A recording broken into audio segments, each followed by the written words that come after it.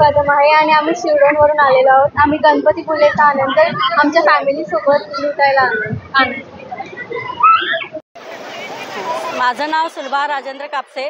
मी कोल्हापूरहून पर्यटनासाठी फिरत आहे आणि मी प्रथम मार्लेश्वर इथं जाऊन देवदर्शन करून तिथून संध्याकाळी आम्ही गणपतीपुळ्यासाठी आलेलो आहे।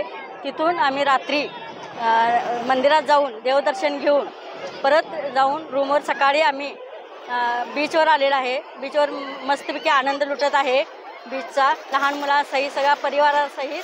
तिथून आम्ही दर्शन घेऊन प्रसाद घेऊन रिटर्न कोल्हापूरला जात आहे।